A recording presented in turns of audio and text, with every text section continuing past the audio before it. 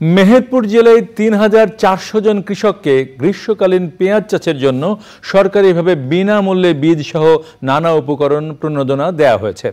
আরও ১০,০০০ চাষিকে বীজ দেওয়ার প্রস্তুতি চলছে। বীজে পেঁয়াজ আবাদ করে লাভবান হওয়ায় চাষিদের আগ্রহ বেড়েছে। মেহেরপুর থেকে গোলাম মোস্তফার রিপোর্ট। প্রিয় নম্বর সেট করে বিকাশে সেন্ড মানি করুন ফ্রি। পেঁয়াজের ঘাটতি পূরণে মেহেরপুর জেলায় এবার সরকারিভাবে বিনামূল্যে ৩,৪০০ জন চাষিকে দেওয়া হয়েছে উন্নতমানের গ্রীষ্মকালীন নাসিক N50 পেঁয়াজের বীজ, যা গতবারের তুলনায় দ্বিগুণ।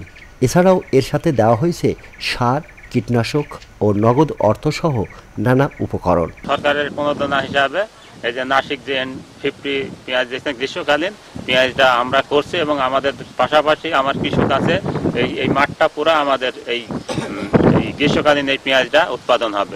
বীজটা খুব ভালো, গতবার আমরা লাগিয়েছিলাম, খুব ভালো ফলন আছে। গতবার আমরা লাভজনক হয়েছি, এবার আশা করছি যে লাভজনক হবে। সঠিক রোপণ সহ বীজতলা ও জমি প্রস্তুতকরণে মাঠ পর্যায়ে দেখভাল করছে কৃষি বিভাগের মাঠ কর্মীরা। আমাদের বর্তমান যে বীজতলাগুলো আছে সবগুলো খুব সুন্দরভাবে আছে, কোনো নষ্ট হয়নি।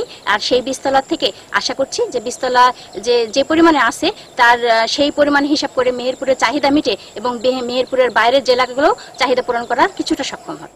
জেলার চাহিদা পূরণ করে অন্যান্য জেলায় সরবরাহ করা সম্ভব হবে বলে আশা প্রকাশ করেছে কৃষি বিভাগ।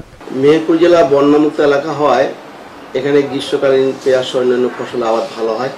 এবছর আমরা প্রণোদনার আওতায় প্রথম কোয়ার্টারে ৩৪০০ বিঘা আমরা প্রণোদনা পেঁয়াজ পেয়েছি। সেটা আমাদের ইতিমধ্যেই চাষিদের বিতরণ সম্পন্ন হয়েছে এবং আমাদের এখন বীজতলা মাঠে লাগানো শুরু হয়েছে।